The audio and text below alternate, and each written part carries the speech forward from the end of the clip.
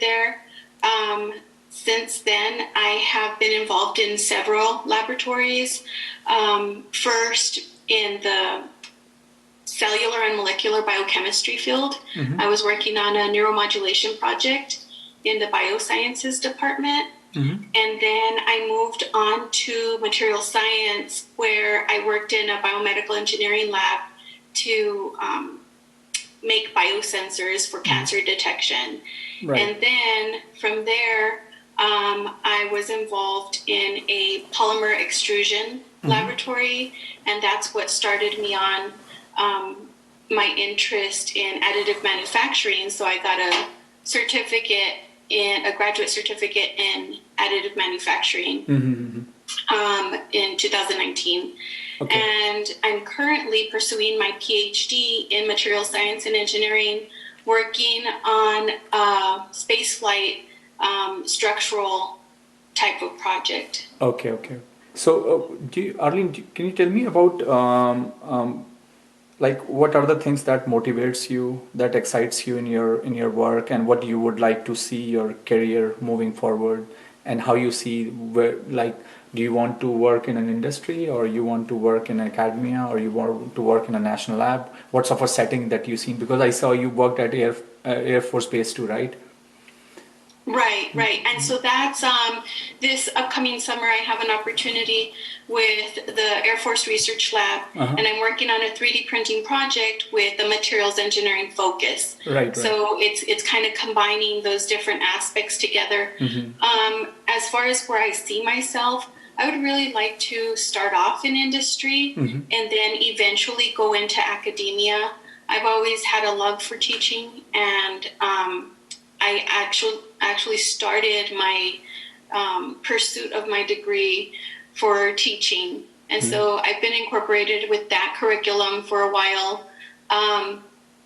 One thing to note also is that I am not the traditional student. I've been working at my degree or my degree plans for a really long time now. I've only taken, so many classes as time and money permitted. And so it's taken me a long time to pursue this education, but at the same time, it gives me the opportunity to experience so many different things, like all the labs that I've been in. Right. No. I see that actually. So one thing I want to ask you is, are you working right now, or you are full-time a student right now?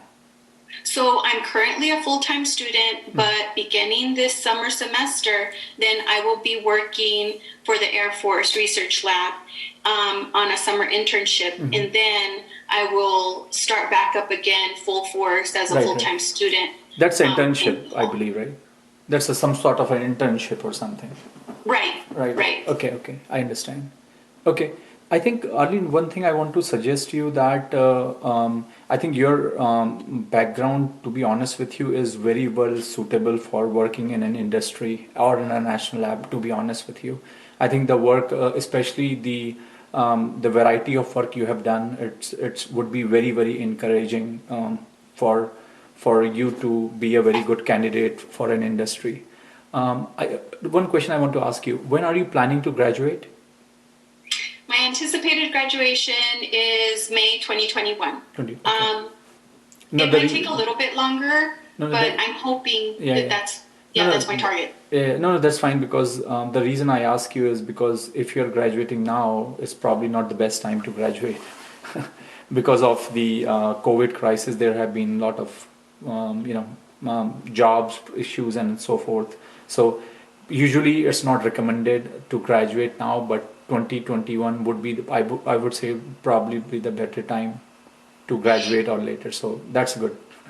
And what do you see as the benefit or the disadvantage, actually, of graduating now? I mean, not that I would be, but I'm just wondering. So, so far, the career counseling I have done, and I have been doing this for past 1 year or so or more. But what I see now, that lot of anxiety among students who are graduating now is with not able to find a job. And another thing is that people who have a job, they are being laid off too. and Okay. it's across few sectors, especially oil and gas.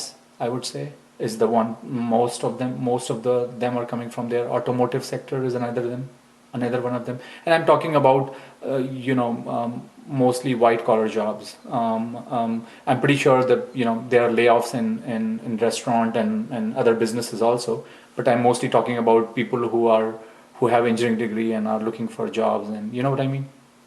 Mm-hmm. So I I have most of the students that I have counseled, I have especially asked them that if there is a chance for them to delay the graduation, it might be a better idea for them to delay the graduation and probably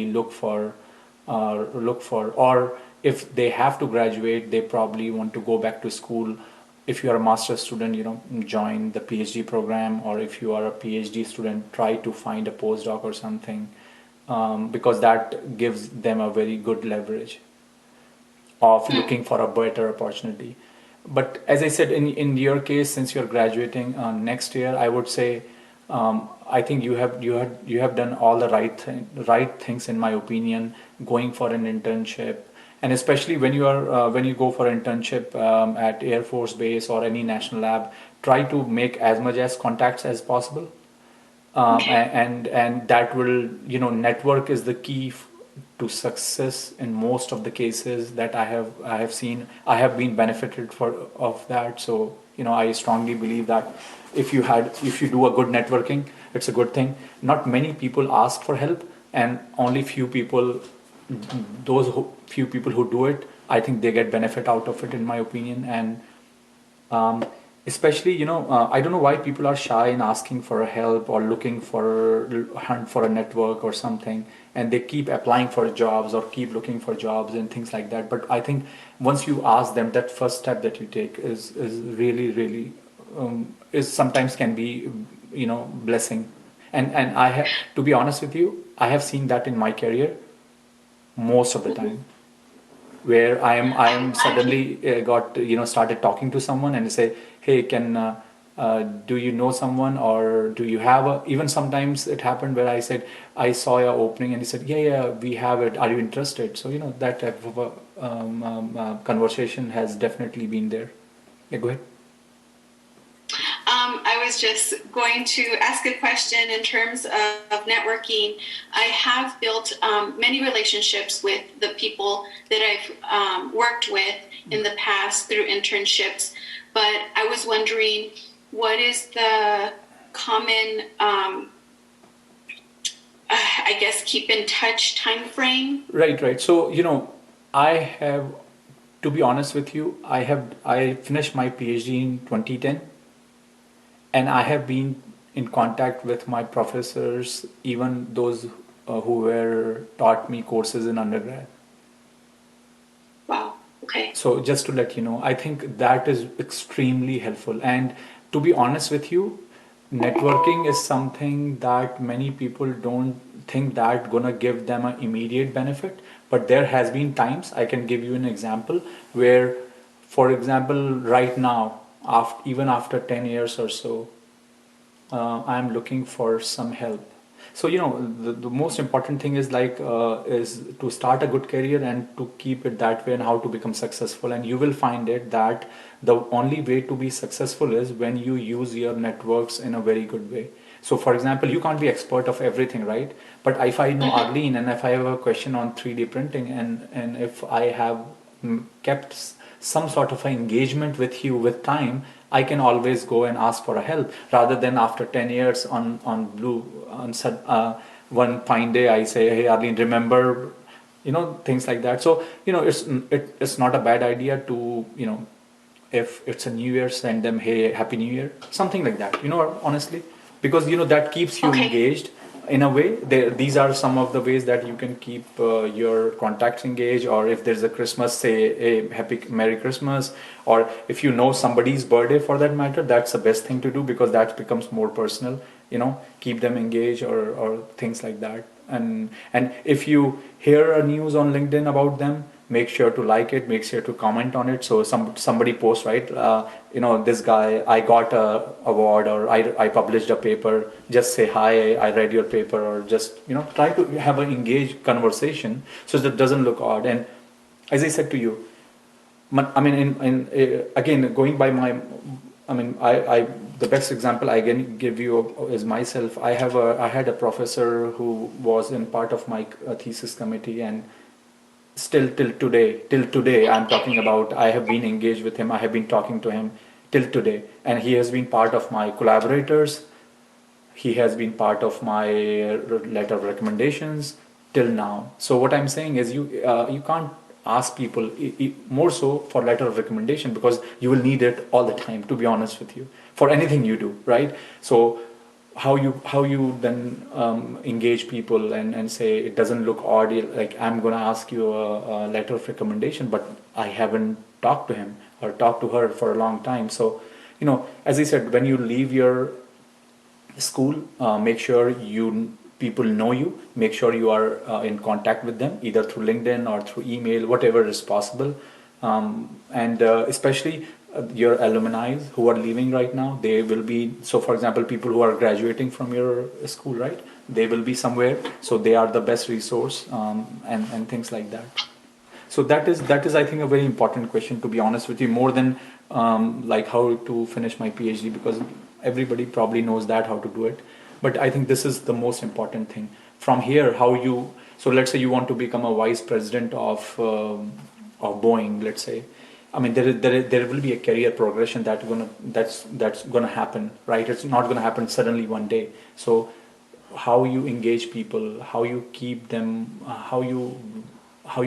engaged, how you can use best of them so that you can collaborate on things and things like that. And to be honest with you, once you finish your PhD, you will realize, if you started working for an R&D organization, or for that any matter, whether it's a national lab or whether it's academics, more so ever you will need those people, Okay, thank you. rather than anything. Yeah. So I think my advice to you is, I think you have done everything good till now. I think make sure that you are still publishing, because publication will be key for any PhD student. I would say, I always say that. So make sure keep doing it.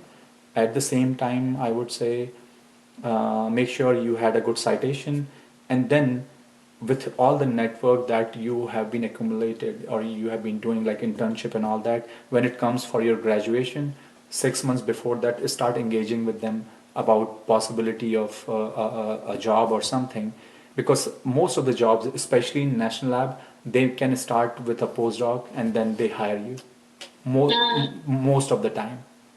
Not Okay. very few time it happens that they directly hire you, but what happens if you work in a, let's say, Sandia National Lab or Air Force Base or something, they will hire you as a postdoc. That's a very good way to be there, and then you can join it. So things like that. So even I would say, if you're going to Air Force Base, start working there, make sure you get all the information that if I had to apply for a postdoc, what are the right times, when do you announce, things like that, what are those programs, because you should be thinking about 1 year ahead or something. Yeah. Okay. Yep. And as far as working for any company is concerned, I think most of the companies that you will work with, or you want to work with, or your work that will require your specialization or something, make a list of those companies. And most of the time, what happens, I can tell you about Lockheed, for example. Lockheed has a program called Early Career Development Program, ELDP, something like that. Apply to that program, because what that program does is they allow you to move around the company for new hires, and then you can learn a lot, and it's a really good program for a early career professional to move around and learn a lot about the company, the culture, and also to see what else you can do in the company, how can the company take. And most of the companies will have that sort of a programs, so keep an eye on those programs. You will see that. And especially if you're thinking of going for a national lab, I think doing internship in a national lab will help you, But if you are thinking like, I want to work in an R&D in an industry, then look for internship in industry. Because to be Okay. honest with you, let's say if you got an internship at Tesla, I can bet you will have a job there. The chances are extremely high, extremely high. So if you are planning, okay, I want to work at, let's say, Boeing, or let's say Rolls Royce, or let's say some other company, keep an eye on the internship. Once you have it, your chances of turning it to a job would be 90%. So Okay. make sure that do the right thing. So what you are looking for, and what you where you want to work, and how you do it. Start working now. So yeah. How soon before graduation should I be applying for opportunities?